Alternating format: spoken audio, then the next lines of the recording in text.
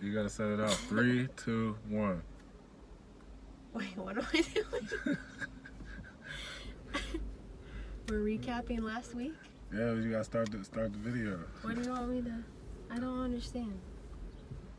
What do I gotta do to start the video? Well, when you see somebody in the morning, you say good morning, right? Buenos dias!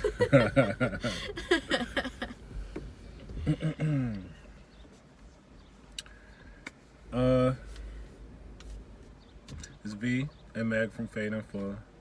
And last week was our first week back after the pandemic, after the quarantine. Where's your camera? I can't see. Right there? Okay.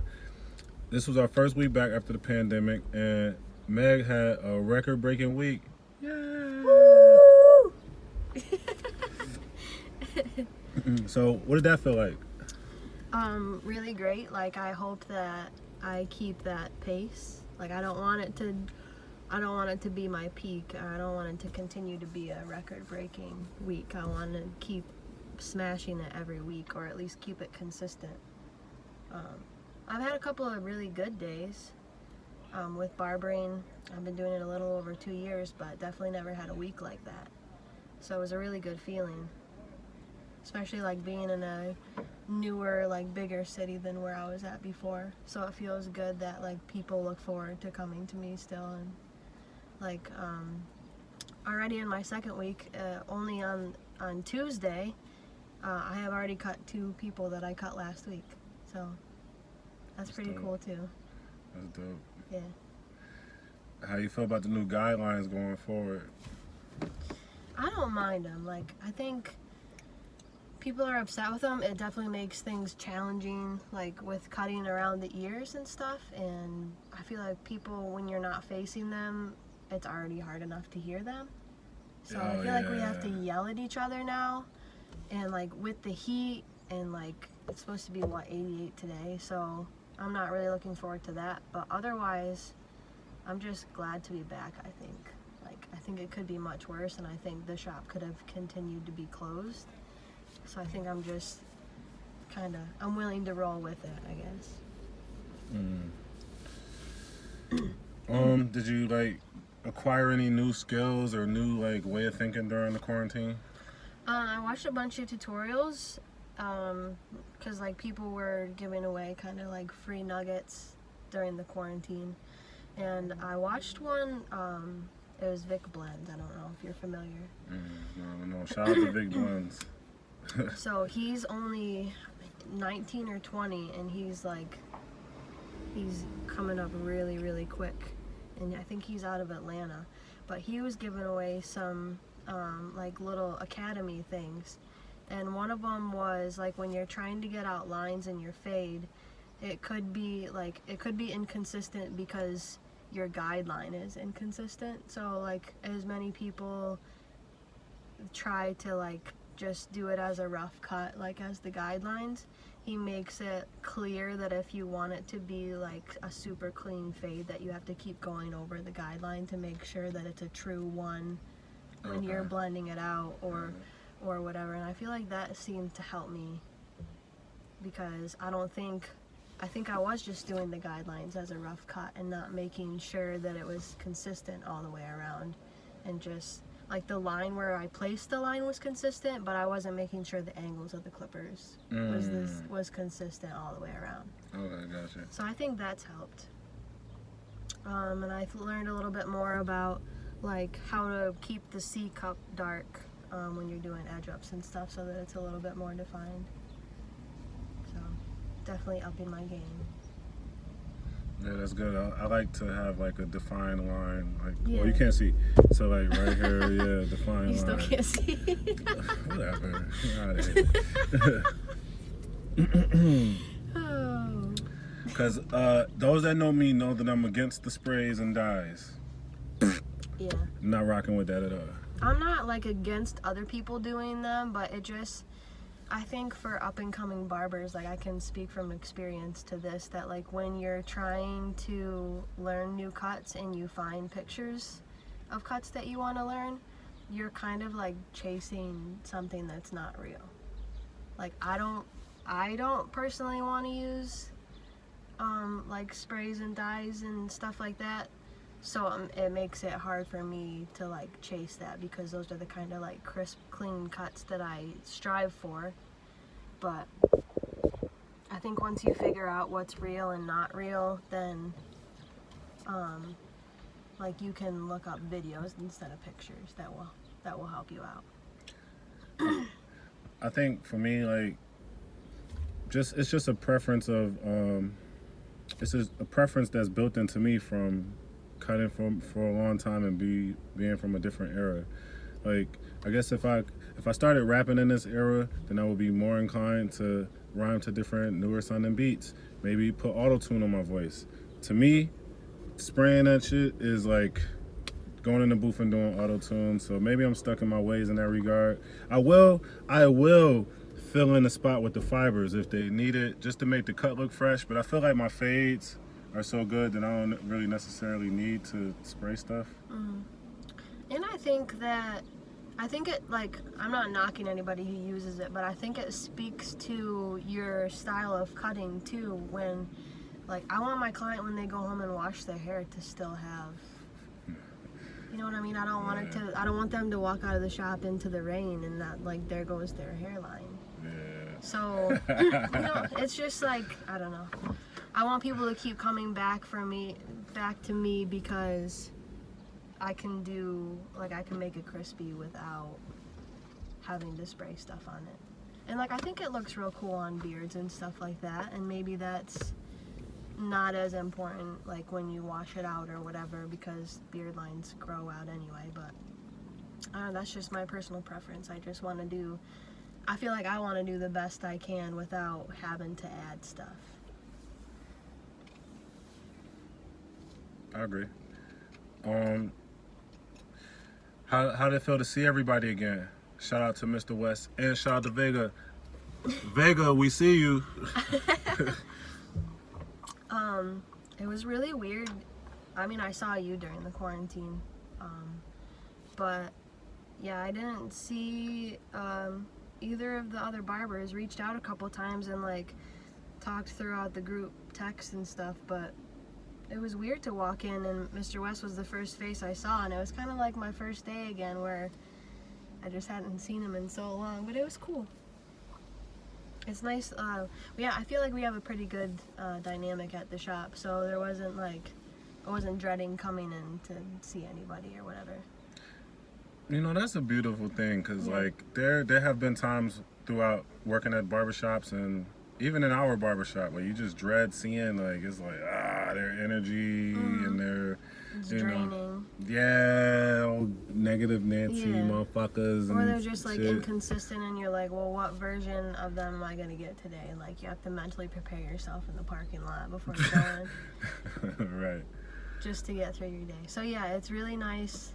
We were just talking before we started recording, like, it's nice to be able to love what you do every day and like actually look forward to getting up and like going to see your clients. And yeah, it's a really good vibe in the shop. So, and the clients say the same thing, like that we create a really good vibe there. Yeah, we did have some weirdos that came in. No disrespect, just people that are like a little different, so to speak. Wow. All right, so I'm gonna tell you about this one guy. I'm gonna change his name to Mo. So, this guy named Mo Cause, mind you, his real name was not Mo. All right, I'm messing up the story now. So anyway, he comes in, right? He brings us like some iced teas. And he seems like a really cool guy, but kind of rough around the edges. He gets in my chair, and I'm like, well, all right, consultation time. What kind of haircut do you want? And he's like, well, I want it tapered right here, and then when you get here, do this, and you get to the back, I need it like this. And I'm like, whoa! You just gave me like 6 different haircuts in one. Like, yo, bro, you got to give me like one instruction on, you want a fade, you want a taper? He said he wanted a taper fade, and then mohawk on the top, and I'm just like, yo. And then, it's kind of, the way that our shop is set up, it's a little warm in the back because we got the curtains around you, so you know we got sneeze guards, So then you're just like in a plastic bubble and the air can't reach you. and the ceiling fan in the back don't spin. So this guy is sweating like crazy. Now he said that he wanted like this area right here balded out, so I'm using my balding clippers, but he's so sweaty it looks like a 1 when I'm trying to bald him out. And he takes out his phone while I'm trying to cut his hair, and he goes through his entire gallery like, this is my dog, this is my son and my dog. Yo, I worked on this, and these are the guys that work being lazy. This is like literally from like 2017 all the way to 2020. He showed me like his whole family life while I'm cutting his hair. But mind you, the whole entire time I'm cutting his hair, I'm just like, oh yeah, that's nice. Still cutting, still hands still moving. Well, Yeah, and his head's just like going everywhere. yeah. And I mean, for some barbers who have no patience, it would have been a cut from hell. But he gave me $50 and pieced it out. Now. And left us with some cold drinks. That was a nice. Yeah, it's very admirable. It was a hot day. He's very admirable. Yeah, I guess that was one of the moments of last week that was interesting. It is really hard to cut when it's hot inside. Like, you're right about it, just doesn't, like the hair that you've already cut off is sticking. It makes it hard, like, to clean up people's necks.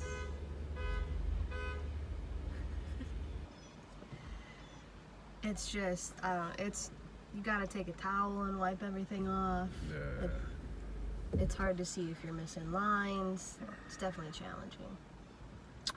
I mean, that wasn't a $50 cut by any means.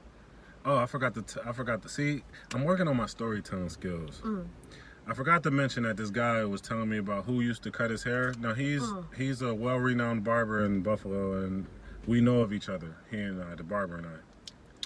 And I was like, well, he's going down his gallery and he's showing me pictures of how his barber does him, and he was tight. I don't lie, it was tight. And I'm just like, well, if he got you this tight, why are you coming to me? He's like, he knows I cheat on him from time to time. Look, I'll FaceTime him right now. And I'm like, whoa, no. Like, who does that? Who FaceTimes their main barber while they're in a new barber's chair? Like, that's like one of the most disrespectful things you can do. I wish somebody would do that to me. Like, yo, hey, V, I'm getting cut over here at such and such, man. All right, I'm on my way. Could you imagine if they were, like, calling you asking for advice on their haircut while they were in somebody else's chair? What would you do? Yo, you know what? what? Yo, V, you got a second? I was trying to explain to my new barber how do you normally do it? Yeah. I'd be like, click. If they were out of town, I would give them a pass. If they were like in Cali Okay, yeah. or out of state, yes. Yes, that's But fair. in the city of Buffalo, yeah, click, nah. I actually had, interestingly enough, I had a few people call me during quarantine knowing that I couldn't cut them, but people who had just gone out and bought some clippers and like had me talk them through haircuts. I thought that was pretty cool. Wow. Yeah. I think I had like 3 or 4 people do that. Wow, that's dope. What kind of clippers did they get? I don't even know. Probably just whatever from Walmart or wherever they could get them. Or like clippers that they already had or whatever. But yeah, I thought that was really cool. Like, hey, how do you do this? And I was just like FaceTiming them, talking them through it. Nice. And then they sent me like pictures afterwards of how it turned out. Oh, yeah, I want to see that. Yeah, I want to see I'll how show those you. cuts came out. It's pretty cool.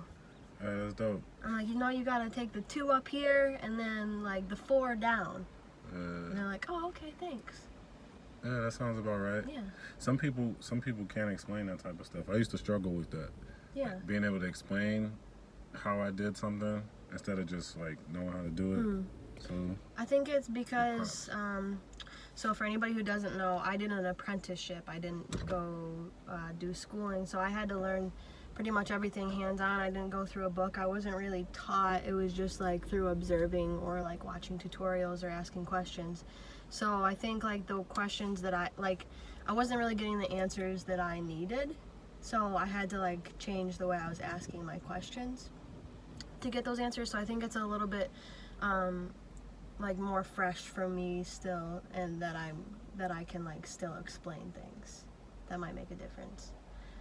But yeah, I thought that was pretty cool. And then I also had another interesting story of kind of like what you said, where like somebody came to a new barber. But so there's this really good barber in Bradford, Matt Mills, and he's really hard to get into because he's like one of the only barbers in the area. He has a really high clientele, but people just have a hard time getting in because he's just always booked up.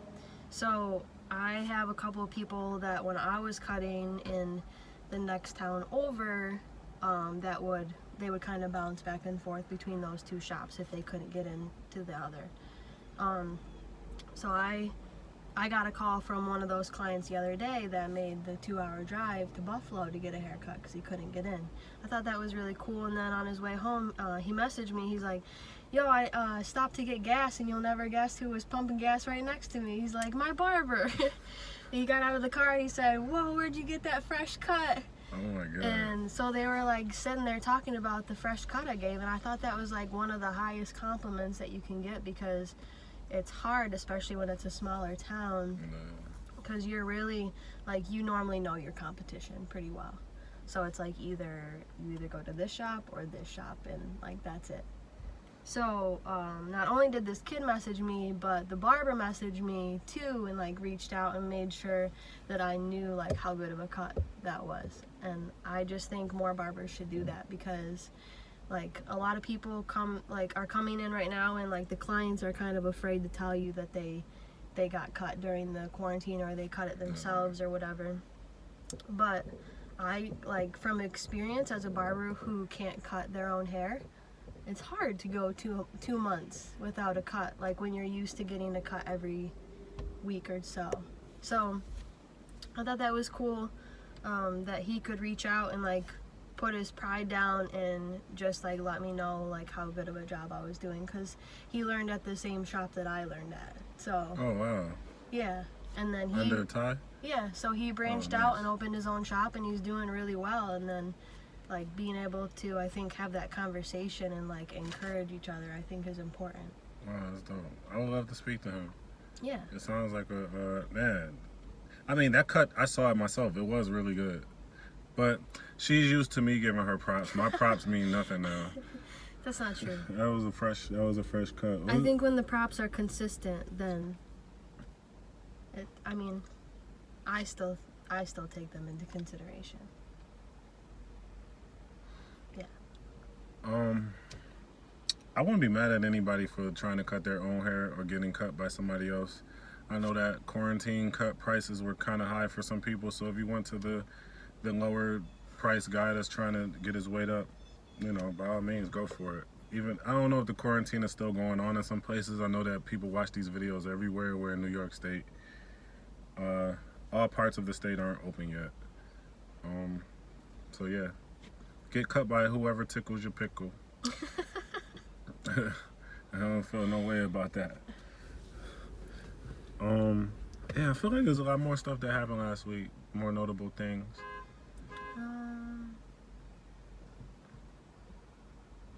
I don't know. I think probably a lot of, a big part of my record-breaking week, it was financially as well. So I think, like, with people coming back and knowing that we haven't been cutting for a couple of months, they were throwing the tips out pretty good, which I definitely appreciate. So I don't know if that will make a difference going forward as far as if there's going to be more record-breaking weeks or not, but I definitely am just happy to have my clients back. And actually probably half the people that I cut last week and yesterday were new. So I think with not being able to take walk-ins, we can keep track more of like who's new and who's not, because now we have everybody in the system. Yo, you did have quite a bit of new clients. Like when I looked at the analytics for last week, I don't know if I should probably say this on cam. Fuck it. But I'm not gonna go into numbers, but yeah.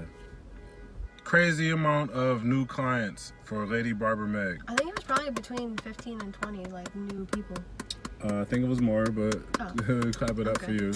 And I mean, and that's one of the beautiful things about this era that I love is that we have like analytics and we can actually look now. You know, Yeah. some people don't want to move into the new era in regards to the barbershop. You know, you use your phone for everything else. You know, you're dating on Tinder and Plenty of Fish and all that stuff. It doesn't take much to just book your appointment, you know, put your information in, and it makes it easier for us to contact you when you give us your phone number and email. Yeah. You know, I don't know if that helped. We sent out our first mass message this week. I don't know if that helped at all, but I just say all that to say that I looked after you told me that you had a record-breaking week. I went and looked, and yeah, you crushed it for this week.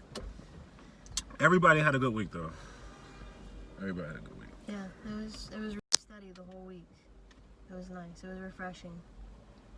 I had some hard cancels, some time of appointment cancels by breaking the bad news to people that they couldn't do beards. Oh yeah. But I feel like that's been said on everything. Yeah, it and shouldn't be a in surprise messages. by the time you get to the shop.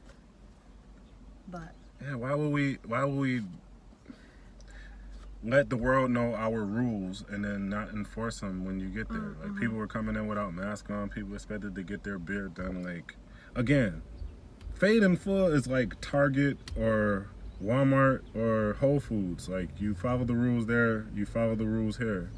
We don't do beards. You gotta wear a mask. Look, the corona is still here. I'm just not wearing a mask next to Meg because me and Meg close like that.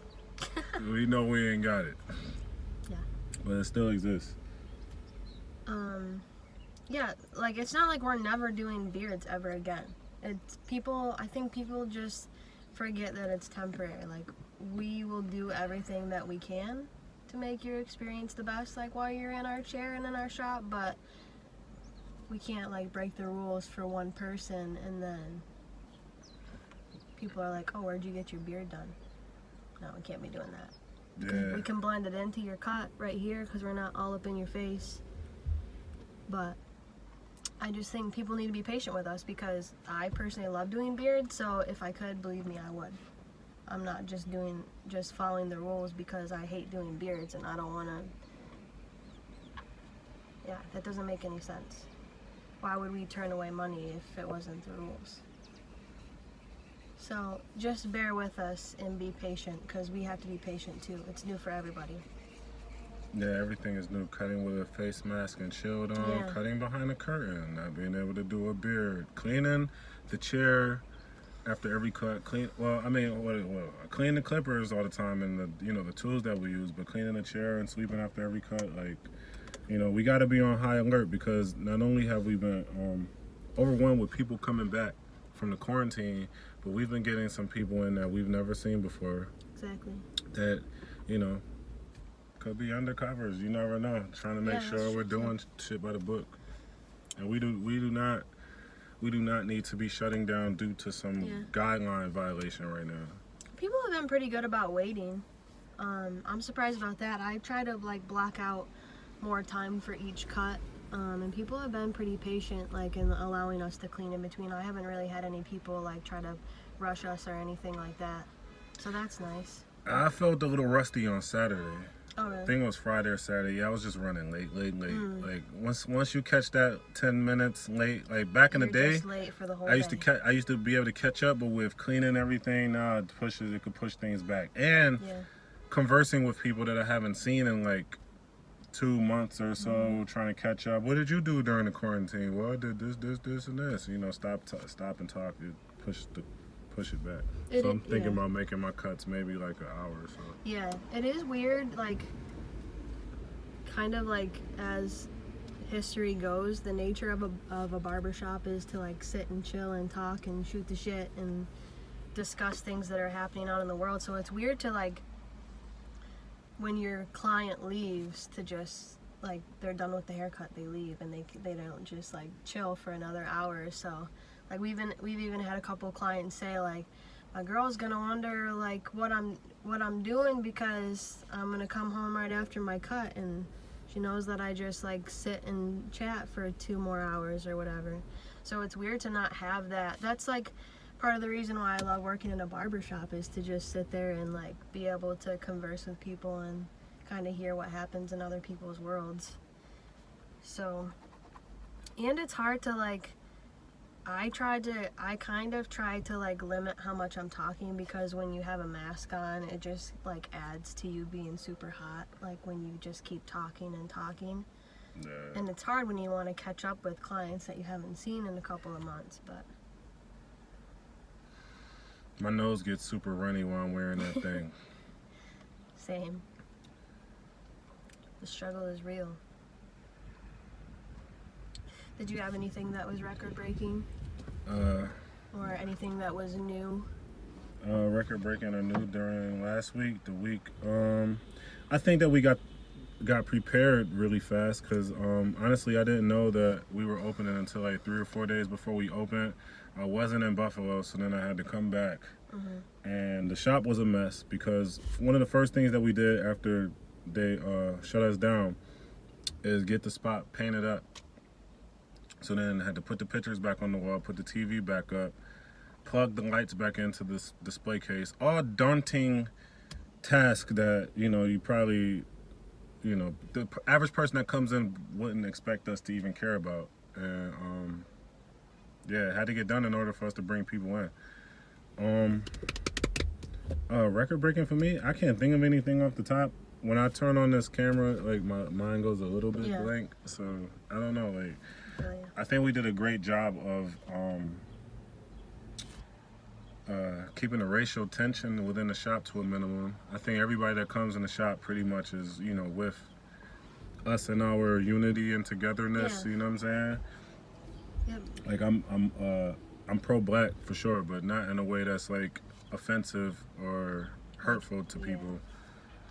And I think we did a good job of that, keeping the peace in the barbershop. Yeah. They didn't break any windows or loot us or anything like that. We've had some pretty good conversations so far in there about that, I think. But I'm kind of like the same with that, because like with being gay, I know you didn't know because of the haircut, right? I feel like people who think that we're fighting for gay rights think that we want to be like the exception to things. But like when we say equality, we really mean equality. Like we don't want special treatment, we just want the same treatment as everybody else. So I think it's the same, like I've posted it before, but it's like just because I have my rights doesn't mean you don't have yours. Like it's not pie. I don't take part of your rights away when I get mine. It should be the same across the board. And I just think it's crazy that people are still fighting for basic rights in 2020.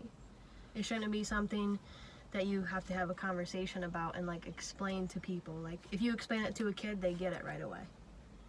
So you shouldn't be explaining it to people who are 40 and 50.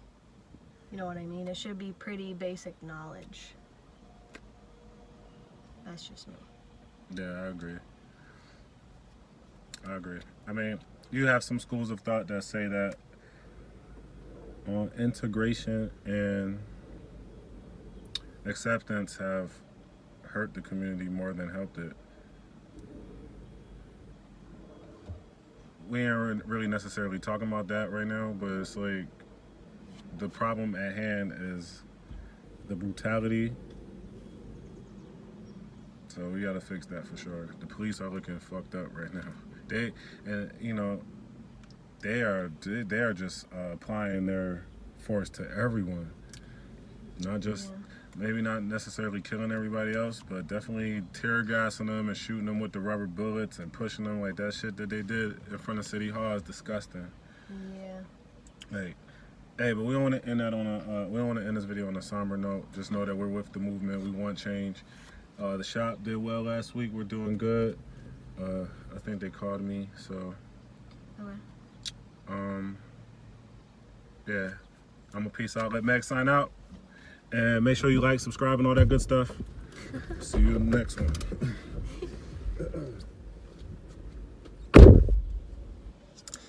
Yeah, so that's it. I hope you enjoyed your first week back at the shop. We definitely did. We definitely look forward to you guys coming back in, so You can get on fadeandfold.com, book your appointments. It's super duper easy. That way, if somebody gets sick, we can track everybody, let everybody know. We're hoping that that doesn't happen. Or you can get on any of our Instagram pages. Mine, I can't remember everybody's off the top of my head, but mine is at Lady Barber Meg _, and there should be a book button right underneath my name. It's super easy. But you guys have a blessed day. We'll see you soon.